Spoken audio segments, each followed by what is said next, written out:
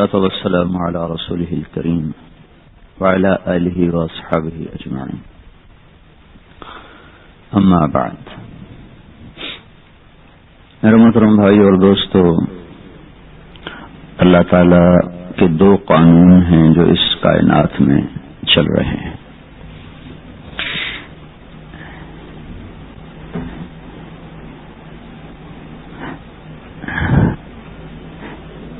ایک اس ساری کائنات کے لیے ہے، دوسرا انسانوں کے لیے ہے. دونوں کا نام اسلام ہی ہے.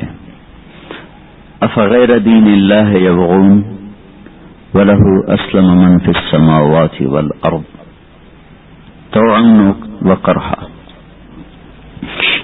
یہ لگا ہم سے کہہ رہے ہیں تم لوگ اسلام کے علاوہ کوئی اور دین چاہتے ہو؟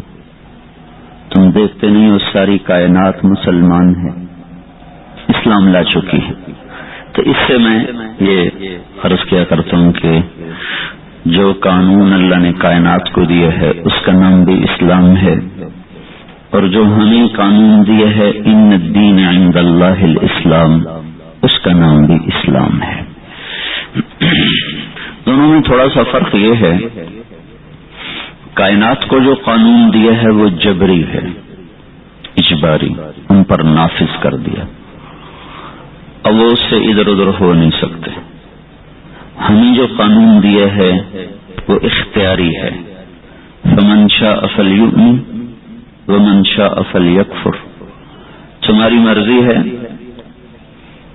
اللہ کا قانون، اللہ کے قانون کو سامنے رکھ کے چلو، تمہاری مرضی ہے اس کا انکار کر دو. فہدیناہ النجدین الم نجعل له عینین ولسانا وشفتین. فہدیناہ النجدین، دو راستے، زبان بنائی، دو ہونٹ بنائے، دو راستے بنائے. تو اما شاکرن و اما کفورا. اب فرمان بردار بن کے چلنے والوں کے لیے بھی ایک راستہ ہے، نافرمان بن کر چلنے والوں کے لیے بھی ایک راستہ ہے.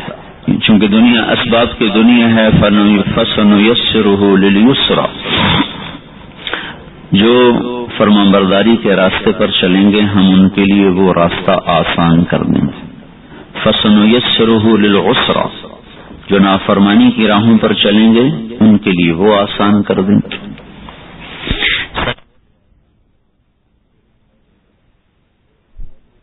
سچ بولنا موت نظر آئے گی، صحیح تولنے والے کو غلط تولنے میں ہلاکت نظر آئے گی، غلط تولنے والے کو صحیح تولنے والے میں ہلاکت نظر آئے گی. دونوں کے لیے کام آسان. تو چونکہ یہ قانون اختیاری ہے، پھر اللہ تعالیٰ نے ہمیں مکلف بنایا ہے، زبردستی نہیں کی، تو ہم سے یہ قانون ٹوٹتا رہتا ہے. اپنی ذات میں یہ کامل اکمل مکمل ہے، کیونکہ کائنات پر جب ہم غور کرتے ہیں تو اس میں کبھی کوئی نظام میں خلل واقع نہیں ہوا. وہ اتنی طاقتور طریقے سے اس کو چلایا جا رہا ہے. ایک فلکیات کا طالب علم آیا تھا، مسلمان ہو کر رائمنڈ میں 4 مہینے اس نے لگائے. جب وہ واپس جا رہا تھا میری اس کی ملاقات ہوئی آخری دن. میں نے اسے پوچھا تم مسلمان کیسے ہوئے؟ اس نے کہا میں اسٹرانومی کا اسٹوڈنٹ، نیو یارک میں پڑھتا ہوں، فلکیات. تو یہ نظام اتنا زبردست ہے کہ اس کو کوئی کاریگر، کوئی سانے، کوئی طاقتور ذات ہے جو چلا رہی. لیکن جو علم میں پڑھ رہا تھا اس میں اس کا جواب کوئی نہیں تھا کہ اس کا بنانے والا کون ہے. کئی جواب تھے، ایک جواب بھی دل کو نہیں لگتا تھا. تو پھر ایک دن میں نے اسلام پہ لیکچر سنا. 700 آیات ہیں قرآن میں جو آفاق پر اللہ تعالیٰ نے اتاری ہیں. اولم ينظروا في ملكوت السماوات والارض. اس طرح افلا ينظرون الى الابل كيف خلقت والى السماء كيف رفعت وإلى الجبال كيف نصبت وإلى الأرض كيف سطحت. اس طرح کی آیات. تو اب میں تھوڑا سا اس کا ایک تھوڑا سا نمونہ پیش کرتا ہوں تاکہ ہمیں یہ اندازہ ہو کہ یہ قانون کتنا کامل ہے. جب اتنی بڑی کائنات اس پہ ٹھیک چل سکتی ہے تو یہ چھوٹی سی چیمبر اس پہ کیوں نہیں ٹھیک چل سکتا؟ چھوٹا سا انسان اس پہ ٹھیک کیوں نہیں چل سکتا؟ جس زمین پر ہم رہتے ہیں یہ کوئی 24,000 کلومیٹر کا ایک گیند ہے. اس کو جو اللہ نے دوڑایا ہے تو اس کی رفتار ہے 66,000 میل فی گھنٹہ. ابھی ہم ایک ایسی گاڑی پہ بیٹھے ہوئے ہیں جو 66,000 میل فی گھنٹہ کی رفتار سے بھاگے، اور آگے سڑک کوئی نہیں، ڈرائیور کوئی نہیں، انجن کوئی نہیں، پیٹرول کوئی نہیں، بریک کوئی نہیں، ریس کوئی نہیں، سٹیئرنگ کوئی نہیں، جا رہی 66,000 میل فی گھنٹہ کی رفتار سے دوڑتے ہوئے یہ ہر ایک سیکنڈ کے بعد ہر سیکنڈ کے بعد، سیکنڈ کتنا چھوٹا، کتنا آخری وقت کا جو لمحہ ہے جو ہم ناپ سکتے، اس سے بھی کم ناپا جا سکتا ہوگا. ہر ایک سیکنڈ کے بعد یہ زمین سورج سے 2.8 ملی میٹر دور ہو جاتی. 2.8 ملی میٹر کی دوری 24,000 کلومیٹر کے گیند کی کیا حیثیت رکھتی ہو؟ اچھا، اگر یہ 2.5 ہو جائے تو 3 مائکرو میٹر کم ہو گئے. مائکرو میٹر 1 ملی میٹر کا 1000واں حصہ ہے، اور اگر یہ 3.1 ہو جائے تو 3 مائکرو میٹر زیادہ ہو گئے. مائکرو میٹر کو آنکھوں سے دیکھا بھی نہیں جا سکتا، وہ تو ذہنی ایک تقسیم ہے. تو یہ 3 مائکرو میٹر زیادہ ہونا شروع ہو جائے یا کم ہونا شروع ہو جائے تو کیا ہوگا؟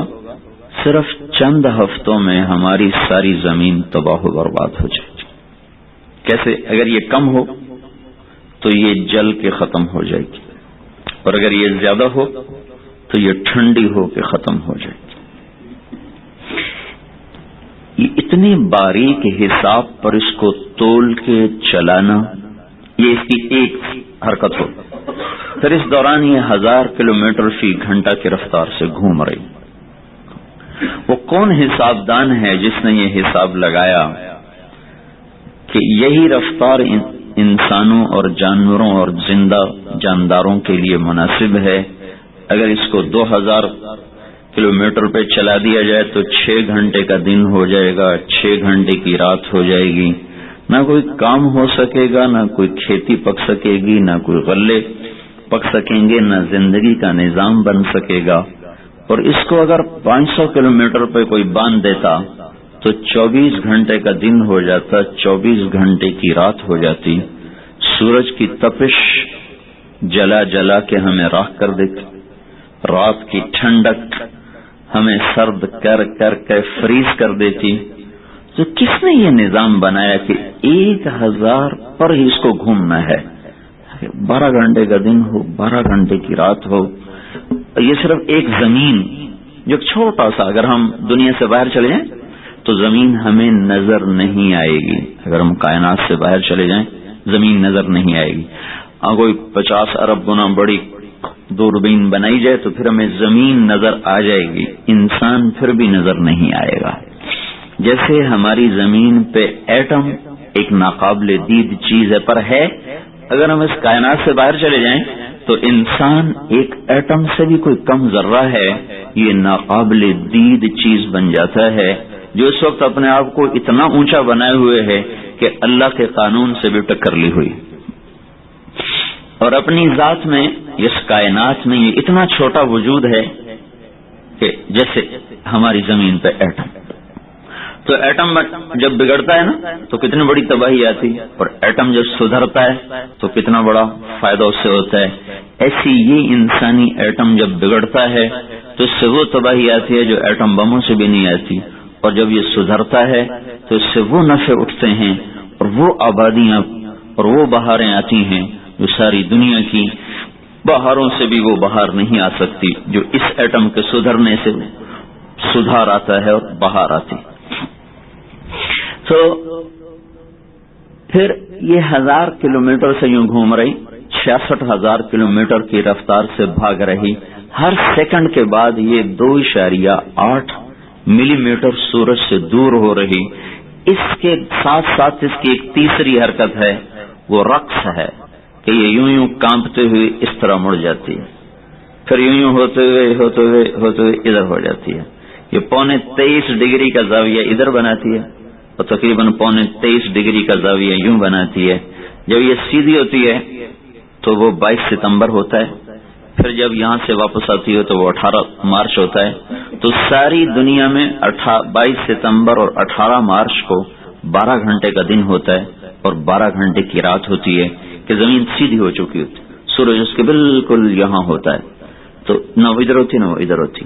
اگر اس کی یہ تھر تھراہٹ، اس کا یہ رقص اگر ختم ہو جائے تو جو آپ میری آواز نہیں سن سکیں.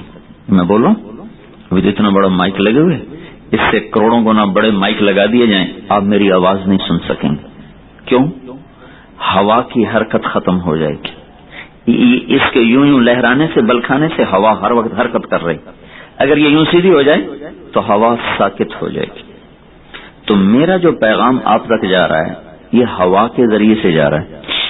ہوا اس کو کانوں تک پہنچاتی ہے، کانوں میں آگے جا کر وہ برقی شعاع بن جاتا ہے، اس لیے وہ سننے میں اور بولنے میں کوئی فرق نہیں ہو رہا. لیکن اگر یہ یوں سیدھی ہو جائے تو یہ ہوا کی حرکت بند ہو جائے گی، اس سے آپ میری بات نہیں سن سکیں. دوسرا کیا ہوگا؟ میرے منہ سے جو نکل رہی ہے کاربن ڈائی آکسائڈ، یہ میرے گردی حالہ بنانا شروع کر دے گی.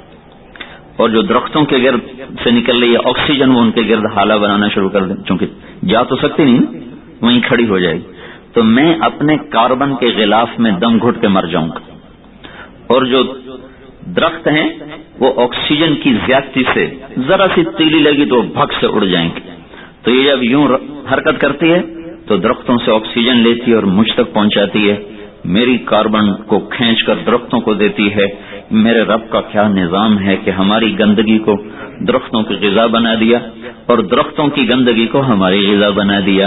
اور یہ اتنا پیچیدہ نظام ہے کہ جو درختوں کے پتوں سے جو اللہ آکسیجن کو نکالتا ہے، اتنا مشکل پیچیدہ نظام ہے کہ سوائے اس کے کوئی چارہ نہیں کہ ماننا پڑے کوئی ہے ذات، کوئی ہے جس نے یہ سب کچھ بنایا ہے اور اس کو اس طرح باندھ دیا ہے کہ کوئی لیور کوئی نہیں.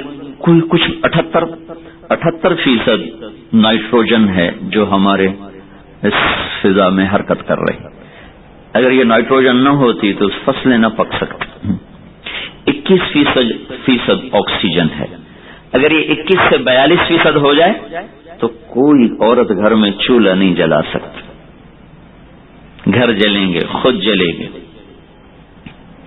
تو کہیں آپ کو کوئی لیور نظر آیا، کوئی اللہ تعالیٰ نے کوئی سلنڈر پتہ رکھے ہوئے بھائی 21% باندھ دو، گیج باندھ دو، اس تو زیادہ نہ ہونی چاہیے. کوئی گیج، کوئی لیور، کوئی سلنڈر، کوئی پائپ، کوئی ٹوٹی، اور یہ 500 میل لمبا ہوا کا غلاف جس میں ہر وقت یہ تناسب باقی رکھنا ضروری ہے. انسان کی زندگی کے لیے گھٹے گا تو اس کو سانس لینا مشکل ہو جائے گا، اور یہ بڑھے گا تو یہ جل کے اس کا جلنا یقینی ہو جائے گا. تو اس تناسب کو باقی رکھنا اور پھر اس کو حرکت دینا. اس کو حرکت دینے کے لیے زمین کو رقص میں مبتلا کر، وہ یوں یوں ہو رہی، یوں یوں ہو رہی، یہ کبھی ادھر جا رہی، کبھی ادھر جا رہی، کبھی ادھر. اس سارے سفر میں پھر یہ سورج کے ساتھ ایک مناسب فاصلہ رکھے ہوئے. اگر سورج سے فاصلہ بڑھ جائے تو ہم ٹھنڈے ہو کے مر جائیں، گھٹ جائے تو ہم راکھ ہو کے مر جائیں. تو یہ 19.5 کروڑ میل کا دائرہ بناتی ہے سورج کی گرد، اور سورج یوں بھاگ رہا ہے. اس کی رفتار ہے 6 لاکھ میل فی گھنٹہ. 6 لاکھ میل فی گھنٹہ یوں جا رہا ہے. زمین اس کے ساتھ ساتھ بھاگ رہی 66,000 میل فی گھنٹہ کی رفتار سے یوں ایک دائرہ بنائے. یہ وہ 360 دنوں میں یہ سفر مکمل کرتی ہے، اور 19.5 کروڑ میل کے دائرے ہی میں یہ رہتی ہے. اس سے آگے نہیں جاتی، اس سے کم نہیں ہوتی، اس سے قریب نہیں ہوتی، اس سے دور نہیں ہوتی. یہ میں نے صرف آپ کو اس زمین کا حال بتایا ہے، اور وہ بھی مختصر سا جس پر ہم رہ رہے ہیں. تو اس میں کبھی خطا نہیں. اب انسانی عقل پریشان ہے کہ یہ کس نے بنایا, کون سے یہ بن گیا؟ تو ہمیں اللہ نے جواب دیا وَالسَّمَاءَ بَنَيْنَاهَا بِأَيْدٍ وَإِنَّا لَمُوسِعُونَ وَالْأَرْضَ فَرَشْنَاهَا فَنِعْمَ الْمَاهِدُونَ وَمِنْ كُلِّ شَيْءٍ خَلَقْنَا زَوْجَيْنِ لَعَلَّكُمْ تَذَكَّرُونَ فَفِرُّوا إِلَى اللَّهِ إِنِّي لَكُمْ مِنْهُ نَذِيرٌ مُبِينٌ کہ وہ تمہارا رب ہے جس نے آسمان کی چھت کو پھیلایا, زمین کے فرش کو بچھایا, کوئی ہے تیرے رب جیسا بچھانے والا؟ امن جعل الارض قرارا, کون ہے جس نے تمہیں زمین پہ قرار بخشا؟ اب دیکھیں نا, ہم ایک لٹو پر بیٹھے ہوئے, لٹو یوں گھوم رہا ہے, ہم بیٹھے ہوئے ہیں, یہ کیا عجیب بات. اب لٹو کے اوپر کو 2-4 دانے پھینکیں, دیکھو کیسے جاتے ہیں. یا گاڑی جب پانی میں چل رہی ہوتی ہے تو ٹائر پر پانی گھوم کے کیسے آگے جا رہا ہوتا ہے, موٹر سائیکل والے زیادہ اچھی طرح اس کو سمجھتے ہیں کیسے پانی آگے جا رہا ہوتا ہے. ہمیں اس زمین پر یوں ہی اڑ جانا چاہیے, تو جب یوں گھومتی ہے, یوں دوڑتی ہے, تو ہم بھی ایسے ہوا میں جاتے ہیں, فضاؤں میں گم ہو جاتے ہیں. تو اللہ نے کہا امن جعل الارض قرارا, ہے کوئی اللہ کے سوا جو زمین کو قرار کے قابل بنا دے؟ وجعل خلالها انہارا, ہے کوئی اللہ کے سوا دریا بہا کے دکھا دے؟ وجعل لها رواسی, پہاڑ لگا کے دکھا دے؟ وجعل بین البحرین حاجزا, اور جس نے کڑوے اور میٹھے پانی کو جدا کر کے دکھا دیا, نہ کوئی سیمنٹ, نہ ریت, نہ کاغذ, نہ پولیتھین, نہ پلاسٹک, نہ کوئی بجری, نہ کوئی کنکریٹ, دونوں پانی کٹھے جا رہے ہیں, لیکن بس میں نہیں ہے کہ آپس میں مل کر اکٹھے ہو کر ایک تیسرا ذائقہ پیدا کر دیں. ھذا عذب فرات سائغ شرابہ وھذا ملح اجاج, یہ میٹھا مزیدار ہے, یہ کڑوا بدبودار ہے. تمہارا رب چاہے لو نشاء جعلناہ اجاجا, میں چاہوں تو سارا پانی اکٹھا کر دوں اور سارے کو کڑوا کر دوں. کیا کر لو گے اپنے رب کا, کیا کر لو گے اپنے رب کا؟ تم کہو گے ہم پلانٹ لگا کے میٹھا کر لیں گے, تو اللہ تعالیٰ کہتا قل ارأیتم ان اصبح ماؤکم غورا, میں ویسے ہی پانی ختم کر دوں پھر کیا کرو گے؟ فمن یاتیکم بماء معین, ہے کوئی اللہ کے سوا لا سکے؟ یہ میں نے آپ کو ایک نمونہ بتایا کہ جب اللہ کا قانون اس کائنات میں اتنا بے خطا چل رہا ہے تو اسلام میں ضعف آ گیا. اسلام بھی تو اللہ کا بتایا ہوا قانون, اس میں کیسے خلل ہو سکتا ہے؟ اس میں خلل پیدا ہوتا ہے جب ہم اس قانون سے ہٹ جاتے ہیں. حکومت نے موٹر وے بڑی صاف ستھری بنا دی. اب گاڑی کس کی الٹتی ہے؟ جو خود بے احتیاط ہو کے چلتا ہے, جو اوور سپیڈ ہو کے چلتا ہے. میں کہتا ہوں 750 کے جرمانے کے ڈر سے 120 پہ جا رہا ہے, 120 پہ جا رہا ہے. جب اللہ کہتا دنیا کماؤ, کون سا کہہ رہا نہ کماؤ, پر اوور سپیڈ نہ ہونا, اس میں کوئی بھی نہیں مانتا. اب الٹی ہو رہی, گاڑیاں الٹ رہی ہیں, ایکسیڈنٹ ہو رہے ہیں, اور مارکیٹیں بیٹھ رہی ہیں, فقر آ رہا ہے, فاقے آ رہے ہیں, اور مقروض ہو رہے ہیں. یہ کس لیے ہو رہے ہیں؟ اوور سپیڈ ہونے کی وجہ سے. ہر چیز کے چلنے کی ایک لمٹ ہے, اس کے اندر چلاؤ. گاڑی کے دوڑانے کی ایک لمٹ ہے, اس کے اندر دوڑاؤ, کوئی حادثہ نہیں. لیکن اگر آپ اپنی گاڑی کو لے جائیں گے وہاں کہ جہاں سے اس کے ڈولنے الٹنے کا ہر وقت میں امکان ہو, اور وہ ڈول جائے اور الٹ جائے, تو پھر ملامت آپ پر ہے, سڑک پر نہیں, حکومت پر نہیں. تو اللہ تبارک و تعالی نے ہمیں روشن شاہراہ عطا فرمائی. ترکتکم علی محجۃ بیضاء, ہمارے نبی نے فرمایا میں تمہیں ایک روشن شاہراہ پہ چھوڑ کے جا رہا ہوں. لیلھا کنہارھا, اس کی رات بھی روشن ہے, اس کا دن بھی روشن ہے. لا یزیغ عنہا الا ہالک, جو اسے چھوڑے گا وہ ہلاک و برباد ہو جائے گا. تو میرے بھائیو, یہ صرف میں نے آپ کو مثال عرض کی تھی کہ اللہ کا بے خطا اٹل قانون اس کائنات میں اتنی طاقت سے نافذ ہے, اور اتنی بڑی مخلوقات جو اس قانون کو مان کے چل رہی ہے, نہ کبھی کوئی خلل آیا ہے. هل ترى من فطور, خود اللہ نے ہمیں چیلنج کیا, بتاؤ تمہیں کہیں کوئی خلل نظر آیا؟ ثم ارجع البصر, ایک دفعہ نہیں, بار بار دیکھو.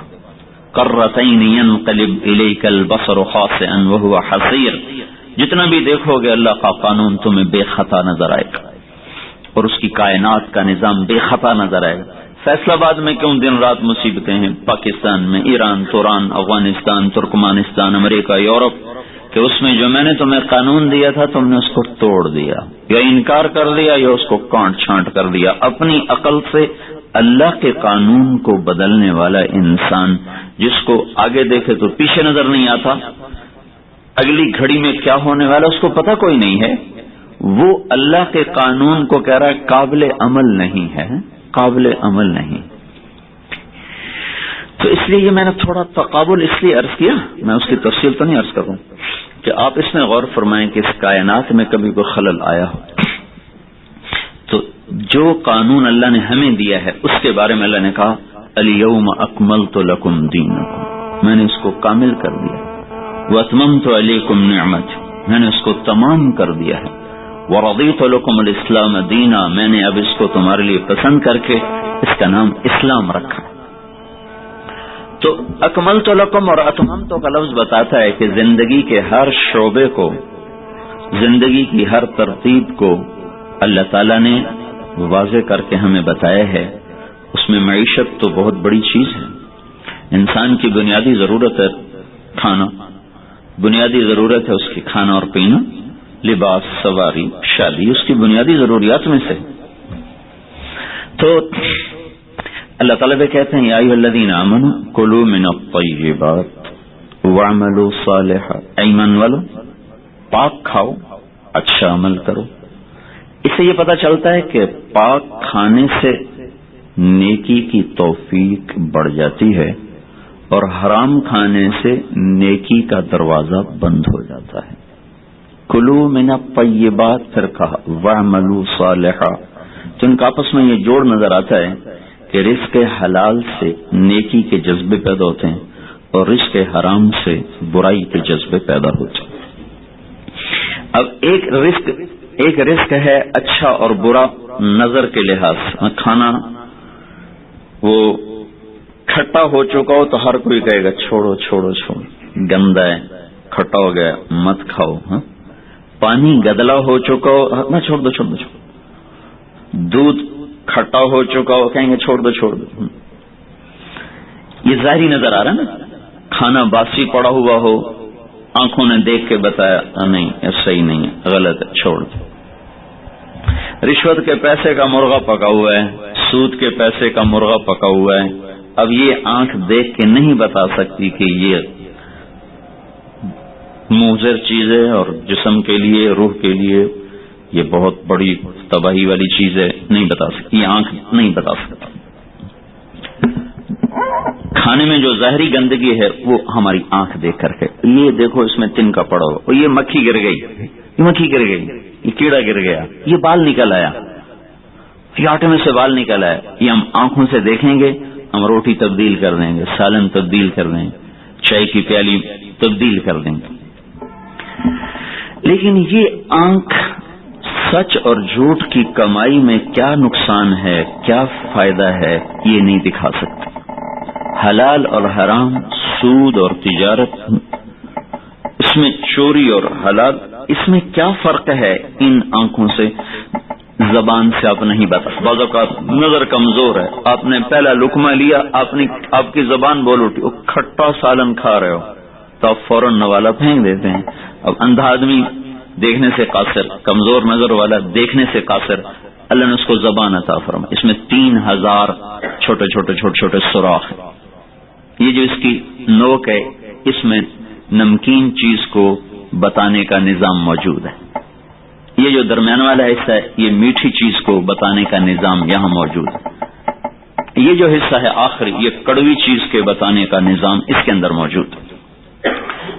اب یہاں میٹھی چیز لگائیں کو احساس نہیں ہوگا، نمکین لگائیں تو احساس ہوگا۔ ہر وقت عورتوں کو سالن چکھنا پڑتا ہے، وہ پیچھے لے جاتی تو کتنا مسئلہ ہوتا، اتنا چکھ کے وہ بتا دیتی ہیں ٹھیک ہے نمک پورا ہے، اور روزہ بھی اس سے نہیں ٹوٹتا، نمک پورا ہے۔ اور میٹھی چیز کے لیے تھوڑا سا آگے اللہ تعالیٰ، کڑوی اور اس سے آگے رکھے۔ یہ ہم جو جب گولی کھاتے ہیں نا تو ہم پیچھے رکھتے ہیں تاکہ جلدی اندر چلی جائے، لیکن این یہ وہ جگہ ہوتی ہے جہاں وہ کڑوا بتانے کا سسٹم ہوتا ہے، وہ 1 سیکنڈ میں سارا منہ کڑوا ہو جاتا ہے۔ میں نے دیکھا، اب یہاں میں گولی یہاں رکھتا ہوں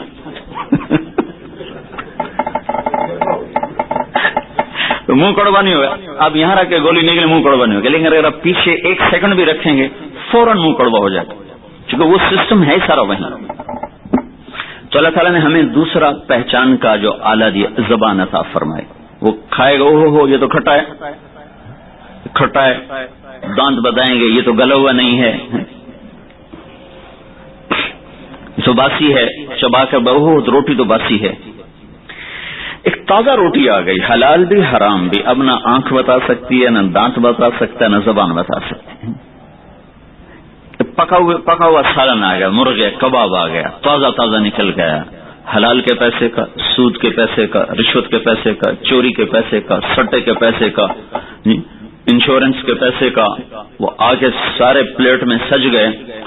اور کوئی احمد علی لاہوری تو نہیں ہوتا، میرے جیسے ہیں سارے، وہ کہیں گے بھئی یہ بھی سارا ایک ہی چیز ہے، ایک ہی ذائقہ ہے، ایک ہی ٹیسٹ ہے. تو بعض اللہ کے خاص بندے ہوتے ہیں جن کو اللہ تعالیٰ دکھا دیتا ہے یہ حلال ہے یہ حرام ہے. لاہور میں تھے مولانا احمد علی صاحب، وہ دیکھ کے بتا دیتے تھے یہ حلال ہے یہ حرام ہے. ایک دفعہ ان کا ایک آدمی نے ٹیسٹ لیا، انہوں نے کہا کہ ایسے مولوی اپنے روب جمانے کے لیے کرتے ہیں. تو نمازی اور بے نمازی کا بتا دیتے تھے. بے نمازی کے ہاتھ کا کھانا نہیں کھاتے تھے. تو ایک دفعہ ٹوبے گئے تو 2 دن رہے، کھانا نہیں کھایا، اپنے ساتھ چنے رکھتے تھے وہی کھاتے تھے سفر. تو اس آدمی نے کہا جی آپ نے روٹی کیوں نہیں کھائی؟ کہا بیٹا ابھی تک کسی نمازی کے ہاتھ کی آئی نہیں سے نہیں کھائی. تو اس نے کہا میں ان کا بھی ٹیسٹ لے لیتا. تو میں گھر گیا، 2 روٹیاں ماں سے پکوائیں، 2 نوکرانی سے پکوائیں. ماں نمازی تھی، نوکرانی بے نمازی تھی، دونوں پہ نشانی لگا دی. آ کر رکھی تو انہوں نے جو میری ماں نے پکائی تھی نا وہ نکالنے کا، یہ نمازی کی ہیں یہ بے نمازی کی.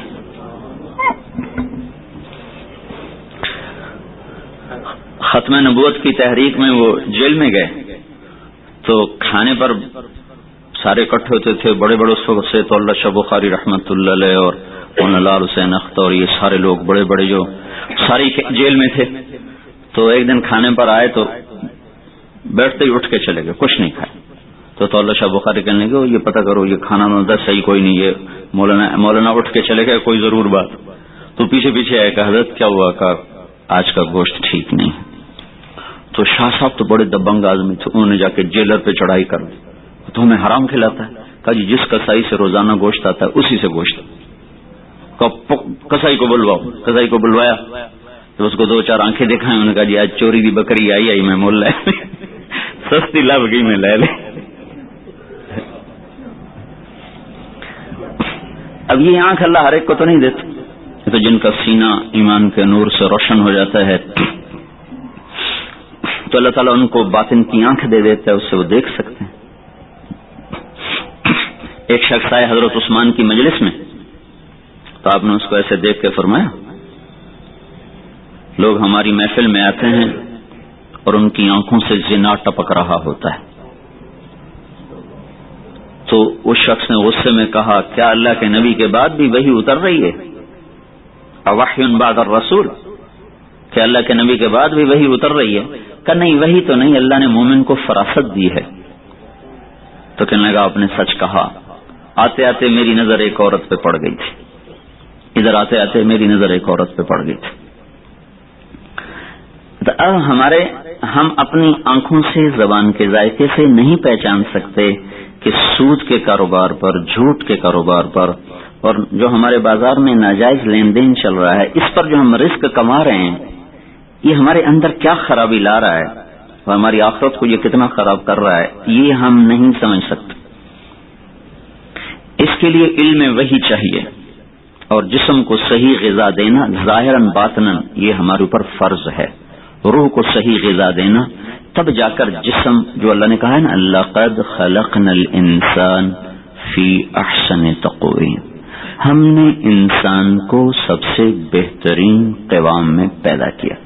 تو اس سے پہلے 4 چیزیں ذکر کی ہیں، چاروں کی قسم کھائی. والتین والزیتون وطور سینین وهذا البلد الامین، مجھے قسم ہے انجیر کی اور زیتون کی اور طور سینا کی اور بلد امین کی، مکہ مکرمہ کی. ان 4 قسموں کے بعد اللہ نے کہا لقد خلقنا الانسان فی احسن تقویم، انسان کو سب سے حسین سراپا ہم نے دیا ہے اور سب سے بہترین قوام ہم نے اس کو دیا ہے. بنے گا دو چیزوں کی رعایت سے. انجیر زیتون ہمارے جسم کی غذا ہے، طور سینا بیت اللہ ہماری روح کی غذا ہے. اب طور سینا وہ شامل ہو گیا بلد امین کے ساتھ کہ آپ نے فرمایا اوتیت المثانی مکان التورات، میرے اللہ نے پوری تورات کے بدلے میں مجھے سورہ فاتحہ دے دی ہے. تو اب طور سینا کی جو برکات ہیں وہ ساری کی ساری سورۃ فاتحہ میں آ گئی. تو گویا اب جو روح کی سارے ثمرات اور برکات ہیں اس کے لیے ایک چیز رہ گئی، بلد الامین. البلد الامین، بیت اللہ سے رابطہ. بیت اللہ سے ہر وقت تو رابطہ نہیں ہو سکتا، تو اللہ تعالیٰ نے کیا کیا جو ہم کرتے ہیں. بجلی تو فیصلہ آباد میں جل رہی ہے، آ رہی ہے تربیلا سے اور آ رہی ہے منگلا سے، آ رہی ہے مختلف جہاں جو پاور ہاؤس بنے ہوئے وہاں سے.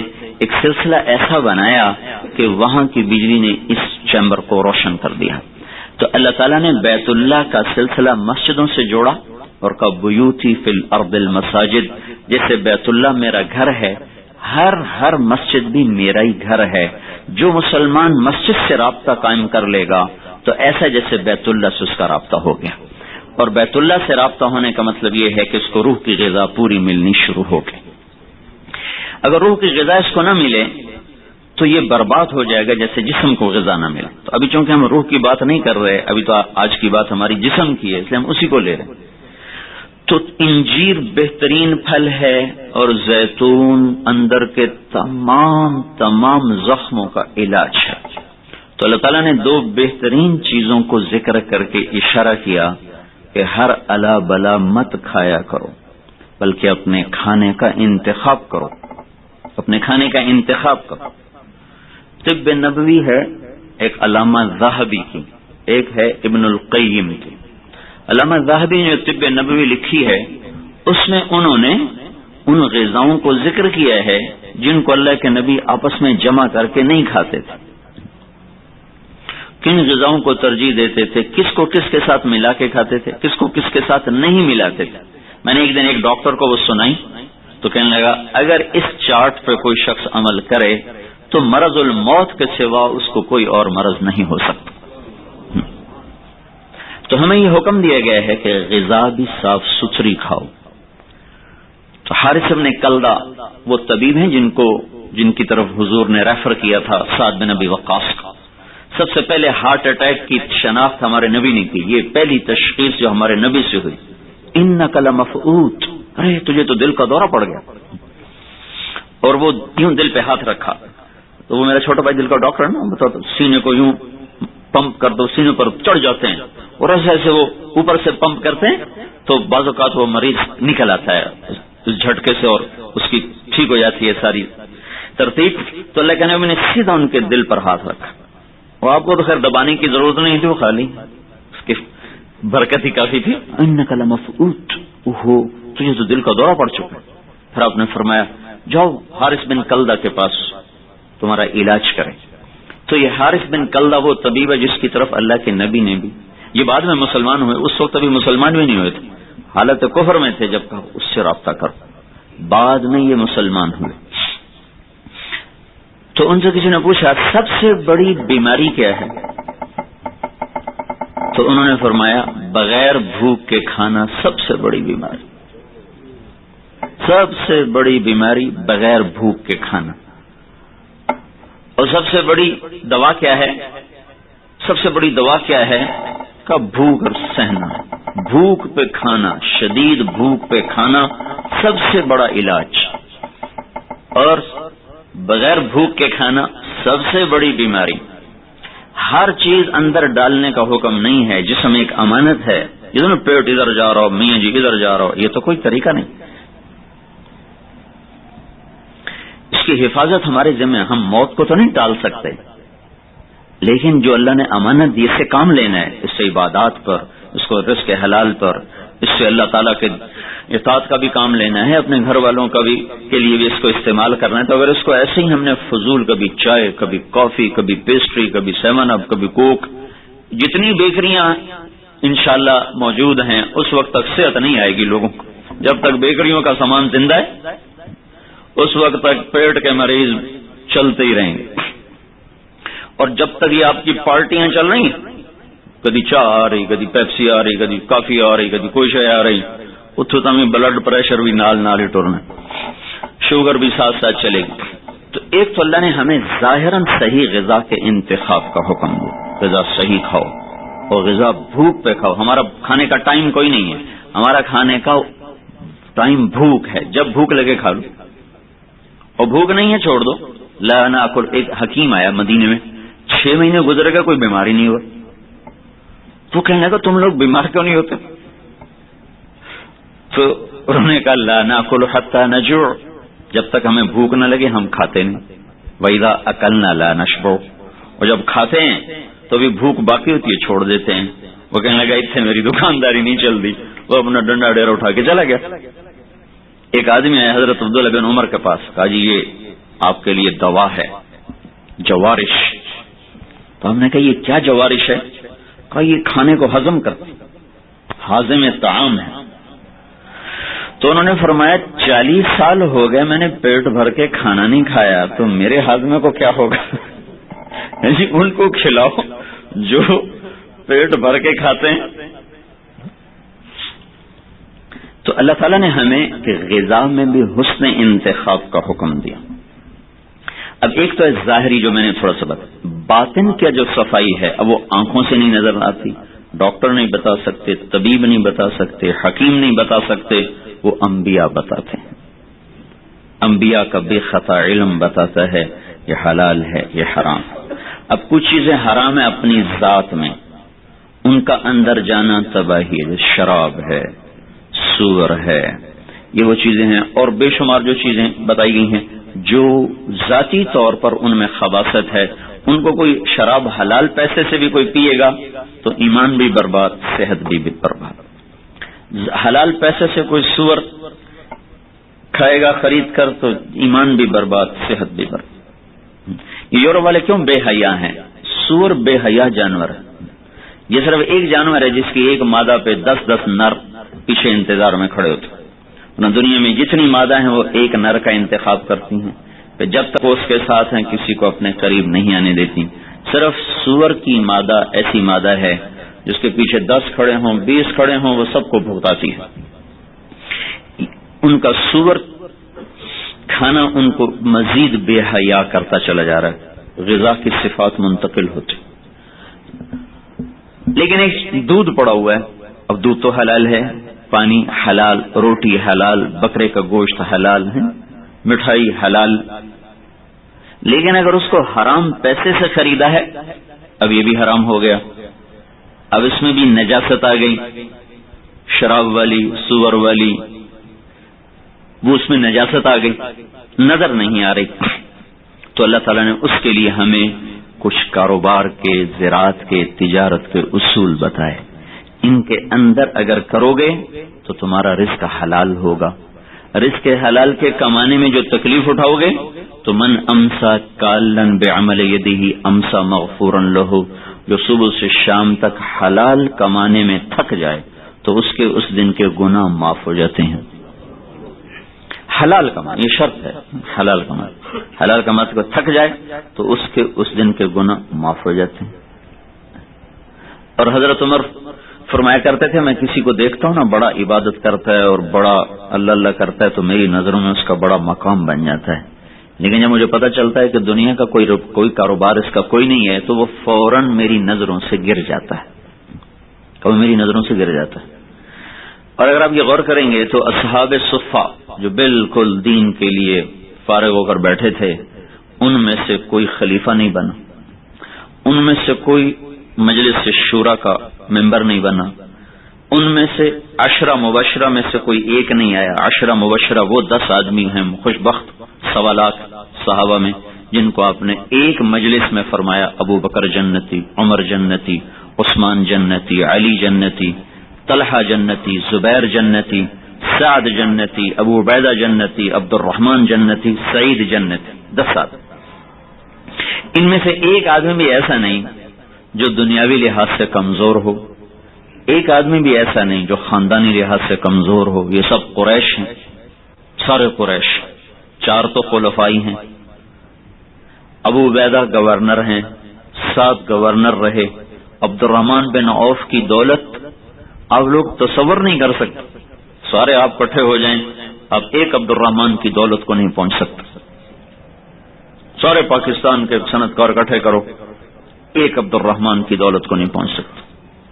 3 ارب 10 کروڑ 20 لاکھ دینار انہوں نے روپے چھوڑے. ایک دینار 4.5 ماشے سونے کا، 1000 اونٹ، 1000 گھوڑے، 10,000 بکریاں، اور اوپر کے 10 آدمی میں ہے، اوپر کے 10 آدمی میں.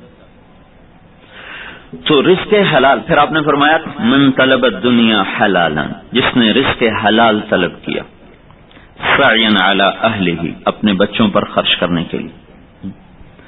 استعفافا عن المسألہ، ہاتھ پھیلانے سے بچنے کے لیے.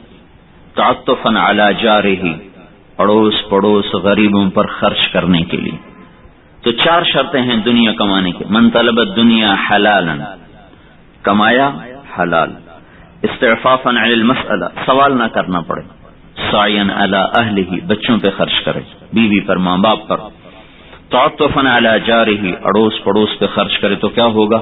لقی اللہ یوم القیامہ ووجہہ مثل القمر لیلۃ البدر، وہ قیامت کے دن اللہ سے اس طرح ملاقات کرے گا کہ اس کا چہرہ 14ویں رات کے چاند کی طرح چمکتا ہوگا.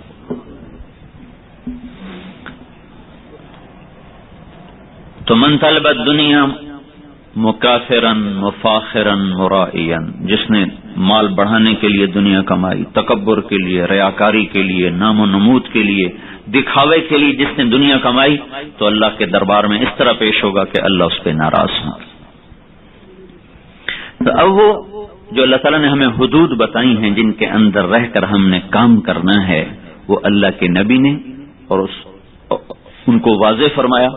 صحابہ نے، علماء نے اس کی تفصیل بیان فرمائی. کچھ چیز اب چھپی ہوئی نہیں ہے، صرف بنیاد غلط ہو گئی. چونکہ ہماری بنیاد میں یہ بات اتار دی گئی ہے کہ پیسہ ہے تو سب کچھ، پیسہ نہیں تو کچھ نہیں، پیسے سے سب کچھ ہوتا ہے. یہ اس بنیاد والا اسلامی تجارت پہ نہیں آ سکتا. جتنا پیسہ کمائیں گے اتنے ہمارے مسئلے حل ہو جائیں گے، جتنے ہمارے پاس دنیا آئے گی اتنی ہمیں عزت ملے گی، جتنے ہمارے وسائل بڑھیں گے اتنے ہمارے مسائل حل ہو جائیں گے. پہلے اس بنیاد کو توڑنا پڑتا ہے. اور اس بنیاد پہ آنا پڑتا ہے کہ میرا اللہ میرا رازق ہے، میرا اللہ میرا خالق ہے، اور میرے اللہ کے ہاتھ میں سارے خزانے ہیں. اللہ راضی ہو گیا تو میں کامیاب ہوں، اللہ راضی ہو گیا تو مجھے عزت ملے گی، اللہ ناراض ہو گیا تو میں ہلاک اور برباد ہو گیا. اب اس بنیاد پہ اسلامی تجارت قائم ہو سکتی ہے. جو آج بازار کی بنیاد ہے اس پہ ہم مذاکرہ، اللہ کا شکر ہے بات آگے بڑھ رہی ہے، آگے بڑھ رہی ہے، لیکن پورے طور پر اس کو نافذ کیا جائے تو ایسے ہی ہے جیسے بنیاد کے بغیر عمارت کھڑی کریں گے تو بنتے ہی گر جائے گی، چل نہیں سکے بنیاد خود. اور جب بنیاد کھودی جاتی ہے تو کوئی عمارت تو بن نہیں رہی، کام تو ہوتا نظر ہی نہیں آتا، گڑھے ہی کھودے جا رہے.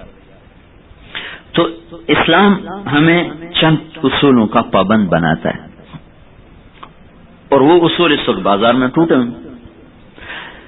چونکہ ایک نظام تو اللہ نے فیل کر دیا، ایک کے آخری دم ہے. 1792 میں ایک شخص نے کتاب لکھی، اور 1792 کہتا ہوں، 1725 میں یہ شخص پیدا ہو رہا ہے، 1795 میں یہ مر رہا ہے. اس کا نام ہے ایڈم اسمتھ. اس نے کتاب لکھی دی ویلتھ آف نیشن. اس میں اس نے یہ نظریہ پیش کیا کہ ہر آدمی کو کمانے میں آزاد کر دیا جائے، کمائی آزاد، کمانے کا کوئی بھی طریقہ وہ اختیار کر سکتا ہے اور کسی بھی طریقے سے وہ کما سکتا ہے، پھر جیسے چاہے اس کو وہ خرچ کر سکتا ہے. اس کو پمپ ملا پیچھے سے برطانوی راج کا، اور پھر مال کی محبت ہر انسان کے اندر ہے. تو اس سے اس نے یہ نظریہ پیش کیا کہ جب اس طرح تجارت ہوگی تو ہر آدمی دوڑ لگائے گا، دوڑ لگانے کی وجہ سے پیسہ عام ہو جائے گا، مال کی فراوانی ہو جائے گی. تو چونکہ اس میں نہ کوئی حد تھی، نہ کوئی قید، نہ پابندی ہے، تو اس نے پیسہ تو پیدا کیا لیکن صرف چند انسانوں کے لیے، چند انسانوں کے. اس میں پیسے کے آگے جانے کا قانون کوئی نہیں، پیسوں کو صحیح طور پر گردش دینے کا قانون کوئی نہیں. تو اس کے ظلم و ستم کو دیکھ کر ایک اس کی ضد میں نظام اشتراکیت کا قائم ہوا، جو 1818 میں کارل مارکس پیدا ہوا اور 1882 میں وہ مرا ہے. 35 برس وہ شخص کرسی پہ بیٹھ کے پڑھتا رہا لندن کی لائبریری میں، اور جس دن وہ مرا ہے تو وہ کرسی پہ بیٹھا بیٹھا ہی مر گیا. وہ اسی لندن کی لائبریری میں سے بیٹھا بیٹھا وہیں مر گیا. تو اس کو ایک جنونی مل گیا لیڈر لینن. 1917 میں وہ انقلاب لانے میں کامیاب ہو گیا.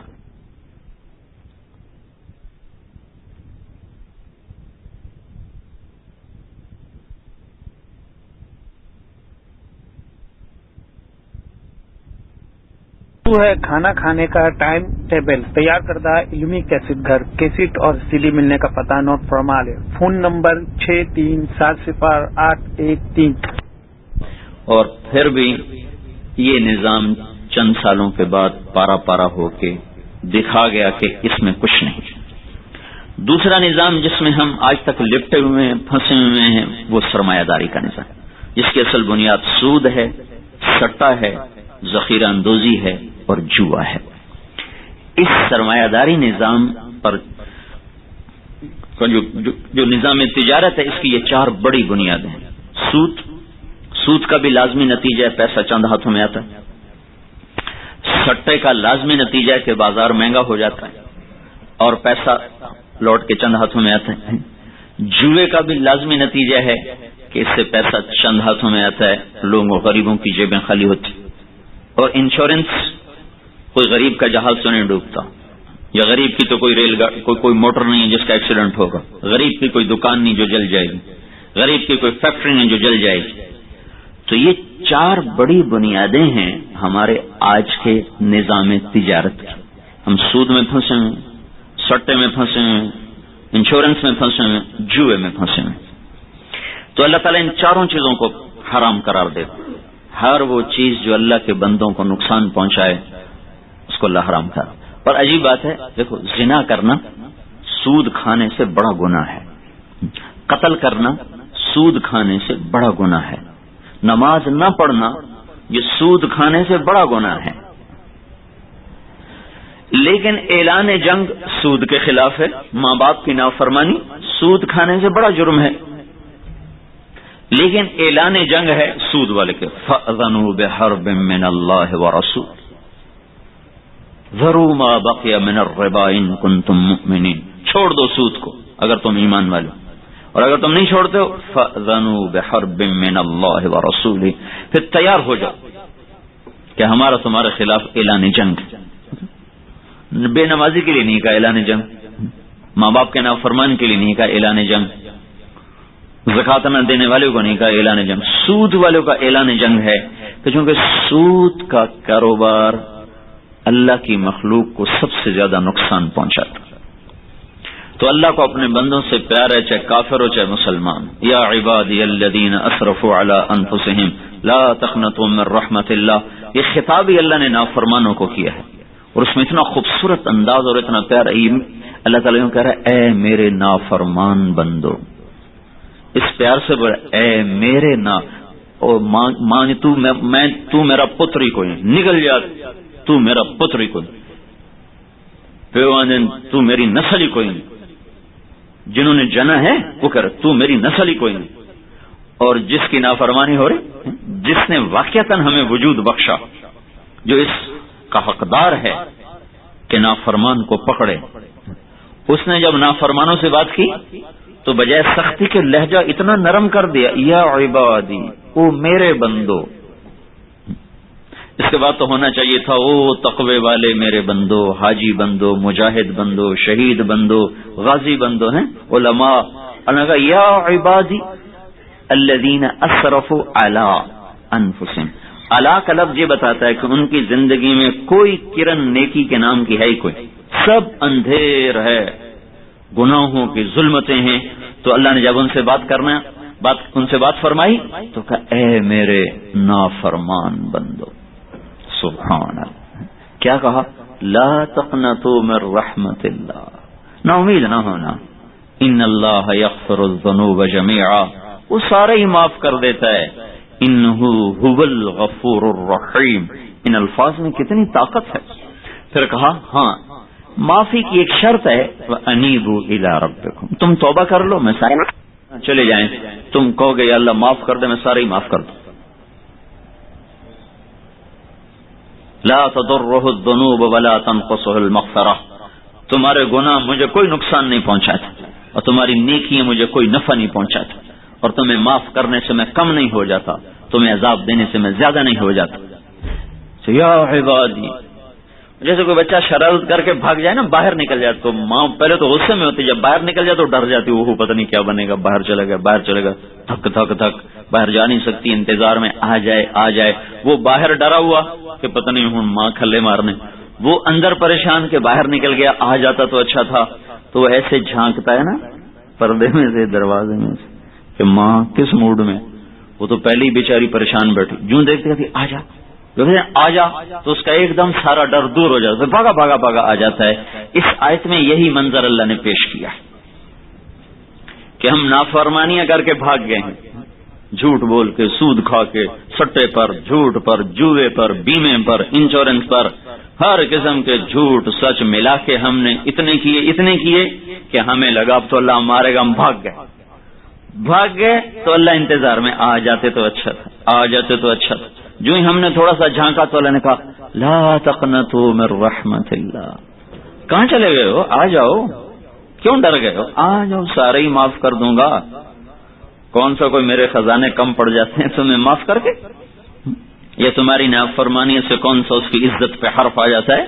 عالم الغیب والشہادۃ الکبیر المتعال، اتنا بلند ہے، تمہارے سجدوں کا محتاج نہیں، مسجود ہے، تمہارے سجدوں کا محتاج نہیں، متکبر ہے، تمہارے اللہ اکبر کا محتاج نہیں، معبود ہے، تمہاری بندگی کا محتاج نہیں، سبحان ہے، تمہاری تسبیح کا محتاج نہیں. تو اللہ تعالیٰ نے کہا آ جاؤ، ڈرو نہیں، آ جاؤ، توبہ کرو، ہم سب معاف کر دیں. تو میرے بھائیوں، اللہ سے تعلق بنائے بغیر ہم چل نہیں سکتے ایمانی زندگی پر اور اسلامی معاشرت اور تجارت، جو کہ مفادات کی قربانی ہے. مفادات آدمی اس وقت قربان کرتا جب کسی پر فدا ہو جائے. پائے سگ بو سید مجنو خلق پرسد اینچے سود، کتے کے جو پاؤں چومے مجنون ہیں، وہ لوگوں نے کہا دیوانے کیا ہو گیا، ناپاک پر ناپاک کے بھی پاؤں کیوں چومتا ہے؟ تو اس نے کہا این سگے در کو لیلا گاہی گاہی رفت بود، یہ کتا کبھی کبھی لیلا کی گلی سے گزرتا ہے تو مجھے خیال آتا کبھی تو اس کا پاؤں لیلا کے پاؤں پہ آیا ہی ہوگا، میں اس لیے چومتا ہوں. یہ جذبہ جب بیدار ہوتا ہے پھر آدمی ہر قربانی پہ تیار ہو جاتا ہے. ان جذبات کے بغیر ہم لوگوں کو اسلامی تجارت پہ نہیں لا سکتے، اور ان احساسات کے بغیر لوگوں کو سچائی پر نہیں لا سکتے. تو یہ پہلے اس محنت کی ضرورت ہے جو تبلیغ میں ہو رہی ہے نا، ایمان بناؤ، ایمان بناؤ، یقین بناؤ کہ رازق اللہ ہے، رازق اللہ ہے، پھر جا کر راہیں کھلتی ہیں، ورنہ کون چھوڑتا ہے اتنے بڑے نفع. ایک تو اللہ تعالیٰ نے ان چیزوں کو حرام قرار دیا جس سے پیسہ چند ہاتھوں میں آ جاتا، تو سود کا لازمی نتیجہ ہے پیسہ چند ہاتھوں میں آئے گا، غریب کے چولہے ٹھنڈے ہو جائے اور غربت عام ہوگی، چاہے وہ امریکہ ہو، چاہے وہ کویت ہو، اور چاہے وہ دبئی ہو، چاہے برونائی ہو، دنیا کا کوئی ملک آپ لے لیں، جہاں سود کا نظام ہوگا وہاں تنگ دستی ہوگی، وہاں تنگی ہوگی، وہاں کبھی فراخی نہیں آ سکتی. تو اللہ تبارک و تعالیٰ نے، چونکہ دیکھو اسلام کی بنیاد ہے سخاوت اور سود کی بنیاد ہے بخل، اسلام کی بنیاد ہے ایثار اور سود کی بنیاد ہے خود غرضی. تیرا کام چلے نہ چلے، میرے اتنے پیسے ہو گئے، تجھے نفع ہو نہ ہو میرا نفع دے. تو اسلام تو اس چیز کی اجازت نہیں دیتا کہ اگلے کا خون نچوڑ لیا جائے. تو اللہ تبارک و تعالیٰ نے ہر وہ چیز جو جا کے عمومی طبقے کو نقصان پہنچائے، اللہ تعالیٰ نے اس کے لیے آگے رکاوٹ قائم کر. پھر ایک چیز ابھی بازار میں آئی نہیں، امریکہ سے چلی ہے، لندن سے چلی ہے، اور یہاں اس کے سودے شروع ہو گئے، اس نے اس کو بیچا، اس نے اس کو بیچا، 10 روپے کی چیز 12 میں بکی، پھر 14 میں بکی، پھر 16 میں بکی، پھر 18 میں بکی، پھر 20 میں بکی، جب کراچی کے ساحل پر آئی تو 10 روپے کی چیز 25 کی ہو چکی۔ یہ 25 روپے کس غریب کی جیب سے اب نکلیں؟ کنزیومر کی جیب سے نکلیں۔ تو اللہ تعالیٰ نے اس کو حرام قرار دے دیا کہ ہوائی بیع کوئی بیع نہیں۔ جیسے ہمارے زمیندار کرتے ہیں، وہ پتوں پہ باغ بیچ دیتے ہیں نا، ابھی پھل آیا نہیں، باغ بیچ دیا۔ ایک دفعہ میں کسی سفر پہ تھا، پیچھے میرے بھائی نے باغ بیچ دیا آم کا۔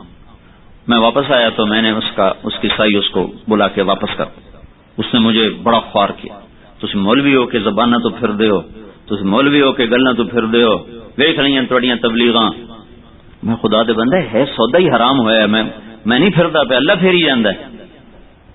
اچھا اللہ کا کرنا ایسا ہوا، اس سال آئی آم پہ بیماری اور پھل لگا نہیں، اس نے پیسے بہت زیادہ لگا دیے تھے، پھر میرے پاس ہے جی تھوڑی بڑی مہربانی، تسی وہ کم مکا چھڑیا ہے۔ میں کہا ہن تینوں مہربانی سوچ گئی۔ ہوائی بیع کوئی بیع نہیں ہے، چونکہ اس سے چیزیں خود بخود مہنگی ہوتی چلی جاتی۔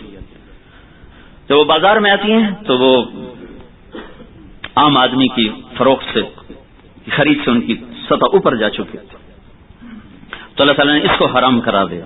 جب تک چیز تمہارے ہاتھ میں نہیں ہے بیچ نہیں سکتے، جب تم اس کے مالک نہیں بن جاتے تم آگے اس کا سودا نہیں کر سکتے۔ ابھی فراڈ ہوا نا، وہ ادھر وہ یہ ڈیفنس کی طرف کسی نے شوشہ چھوڑ دیا ادھر عالمی منڈی بننے والی، عالمی منڈی، تو وہ ہمارے بارڈر کی زمین میواتی، کسی کے 2 کلے کسی کے 4 کلے، جس قلعے کی 25,000 قیمت نہیں تھی وہ 15-15 لاکھ کا بکا۔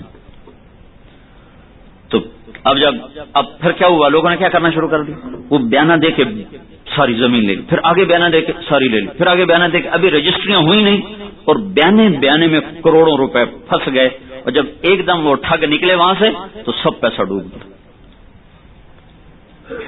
ہوں سارے دی سر تے باہیں، ہوں کی کریے، وہ عالمی منڈی بھی گئی، سب کچھ گیا، کتنوں کے گھر کے چولہے بجھے، کتنے برباد ہوئے۔ لیکن ان کی بربادی اپنی ذاتی ہے کہ جس چیز کو اللہ کہہ رہا ہے کہ یہ حرام ہے، کیوں اس میں وہ قدم اٹھاتا؟ چیز جب تک ہاتھ میں نہ ہے اس کو آگے بیچنے کا کیا مطلب؟ اسلام تو ایسی دیانت کا سبق دیتا ہے۔ جریر بن عبداللہ کے غلام سے انہوں نے فرمایا جاؤ میرے لیے گھوڑا خرید کے لاؤ، وہ گھوڑا لے کے آئے تو انہوں نے گھوڑے کو دیکھا، 300 میں سودا ہوا تھا، گھوڑا مہنگا تھا۔ تو اب یہ خریدار کہہ رہا ہے مالک کہ میں تجھے 400 دے دوں، تجھے منظور ہے؟ کہا جی بالکل۔ اگر 500 دے دوں؟ بڑی اچھی بات۔ کہ 600 دے دوں، 700 دے دوں؟ وہ گھبرا گیا، پتہ نہیں خریدار ہی قیمت بدائی جاندہ، ان تک کدی نہیں ہوا کہ میں تجھے 800 دے دوں؟ انہوں نے کہا جی میں تو 300 بھی خوش ہوں۔ میں نے کہا اس کو 800 دے دو، گھوڑا باندھ دو۔ یہ وہ چلا گیا تو ان کے غلام نے کہا میں تو 300 میں سودا کر کے آیا تھا، آپ نے کس خوشی میں 500 دی زیادہ دی؟ تو فرمایا کہ اس کا گھوڑا ہی 800 کا تھا، میں 300 میں کیسے رکھ لیتا؟ یہ خیانت میں کیسے کرتا، جبکہ میں نے اللہ کے نبی کے ہاتھ میں ہاتھ دے کر کہا تھا جب تک زندہ رہوں گا مسلمان کی خیر خواہی چاہوں گا، تو یہ بدخواہی میں کیسے کرتا اس کے ساتھ؟ ان بنیادوں پر جب لوگ ہوتے ہیں پھر وہ اسلامی تجارت آسانی سے کر لیتے۔ تب بینک والوں سے کہو بھئی یہ نظام توڑ، وہ چھوڑیں، وہ اتنے پیسے جاتے ہیں۔ سٹے والوں سے کہو چھوڑ دو، چھوڑیں۔ پھر کیا ہوتا ہے، اس کے ساتھ پھر ذخیرہ اندوز بھی ساتھ ملی ہوئی، پھر ساری منڈی کے مالک چند لوگ بن جاتے۔ کوئی تھوڑے پیسے والا مارکیٹ میں اب نہیں بیٹھ سکتا، اس کا پیسہ اڑ جائے گا، کیونکہ جب وہ اس طرح مصنوعی طریقے سے پیسہ اکٹھا کریں گے تو وہ منڈی کا بھاؤ جہاں چاہیں بڑھا دیں، جب چاہیں گرا دیں، تو جو تھوڑے بہت سرمایہ کا آدمی ہے اس کا تو پیسہ جاتے کا پتہ ہی نہیں چلے گا، بازار میں قدم نہیں رکھ سکتا۔ پھر اپنے پھر اگر کہیں نقصان تو اس کو انشورنس کا چکر چلا کے اس میں اپنے پیسے بنا لیے۔ ایک آدمی اس وقت وہاں ہے، ٹورانٹو میں ہے، اس نے انشورنس والوں سے ساز باز کر کے اربوں روپے لیے، اور اس وقت ٹورانٹو میں اس کو ذاتی طور پہ جانتا ہوں. فیکٹری کو آگ لگائی، کچھ پیسے ان کو دیے، چونکہ وہ بھی تو ساتھ مل جاتے ہیں. پیسہ غریبوں کا، پیسہ لوگوں کا، اور اس کا بھی نفع جا کے پہنچتا ہے انہی کو جو صنعت کار کہلاتے ہیں اور جو سرمایہ دار کہلاتے ہیں. تو ان کو حرام قرار دیا گیا کہ ان راستوں سے جانا، ان راستوں سے رزق کمانا، یہ ایسے جیسے میں نے کہا تھا سڑا ہوا کہ نبی کی آنکھ بتا رہی یہ حرام ہے. جن کو اللہ فراست دیتے وہ بتا رہے ہیں یہ حرام ہے. پھر ذخیرہ اندوزی کو منع کیا کہ لوگوں سے ناجائز نفع وصول کرنے کے لیے مال روک لینا. حضرت عثمان رضی اللہ تعالیٰ عنہ کے زمانے میں، نہ حضرت صدیق ابوبکر کے زمانے میں مدینے میں بڑی سخت تنگی آ گئی. تو عین اس وقت حضرت عثمان کا قافلہ آیا 1000 اونٹوں کا بھرا ہوا سامان لے کر شام سے. تو مدینے کے تاجر آئے سارے کہ جی سودا کریں. کہنے لگے بولو کیا دو گے؟ کہنے لگے ہم 10 درم کی چیز 12 درم میں لے لیں گے، 10 درم پہ آپ کو 2 درم ہم نفع دیتے. کہنے لگے مجھے زیادہ پیسے لگ چکے ہیں، تم زیادہ کرو. کہنے لگے پھر ہم آپ کو 14 دے دیں گے. کہنے لگے مجھے زیادہ لگے ہیں اور زیادہ کرو. تو کہنے لگے ہم آپ کو 15 دے دیں گے. کہنے لگے مجھے زیادہ لگے ہیں، زیادہ کرو. کہا جی اس سے زیادہ ہماری گنجائش کوئی نہیں. باقی یہ بتائیں تو صحیح، وہ 15 سے زیادہ کس نے لگائے ہیں؟ مدینے کے تاجر تو یہی بیٹھے ہیں جو آپ کے سامنے. آپ کو 15 سے زیادہ کون لگا کر گیا ہے؟ تو کہنے لگے تم سے پہلے میرا اللہ مجھ سے بات کر گیا ہے. وہ مجھ سے کہہ گیا عثمان میں تیری 1 روپے کی چیز 10 روپے میں لے لوں گا. تم تو میری 10 روپے کی 15 پہ لے رہے ہیں، وہ میری 1 10 پہ لے رہا ہے، 1 روپے کی 10 روپے پہ لے رہا ہے. وہ کہہ رہا من جاء بالحسنۃ فلہ 10 امثالها. تمہیں پتا ہے اس وقت مدینے میں تنگی ہے، لہذا میرا سارا قافلہ سارے ساز و سامان کے ساتھ مدینے والوں پہ صدقہ ہے سارا. اگر یہ ذخیرہ اندوزی اس وقت کرتے تو ممکن ہے 2 قافلے اس سے اور بنا لیتے، 4 اور بنا لیتے. جیسے بازار کا ذخیرہ اندوز کرتا ہے کہ جب وہ مال کم ہوتا ہے تو پھر منہ مانگے پیسے وصول کرتا. کبھی مصنوعی قلت پیدا کر کے منہ مانگے پیسے وصول. کوئی مقابلے میں آ جائے تو ایک دم مارکیٹ میں چیزیں پھینک کر ریٹ گرا کر اس کا ستیہ ناش کرنا. یہ تو روز کے کھیل نہیں ہو رہے بازار. تو حضرت عبداللہ بن عباس نے رات کو خواب دیکھا. حضور صلی اللہ علیہ وسلم سفید گھوڑے پہ سوار ہیں، سبز پوشاک ہے، آپ تشریف لے جا رہے ہیں. تو انہوں نے گھوڑے کی لگام پکڑی، یا رسول اللہ میں تو آپ کی ملاقات کا شوق رکھتا ہوں. آپ نے فرمایا آج تو میں نہیں بیٹھ سکتا، آج میں جا رہا ہوں. کہاں جا رہے ہیں؟ کہ جو آج صبح عثمان نے صدقہ کیا ہے وہ اللہ نے قبول کیا ہے، اور جنت کی ایک حور کے ساتھ اس کا نکاح کیا ہے اور اس کا ولیمہ کیا ہے. اس ولیمے میں سارے اہل جنت بھی مدعو ہیں، انبیاء بھی مدعو ہیں. میں اس وقت تو اس ولیمے میں شرکت کرنے جا رہا ہوں.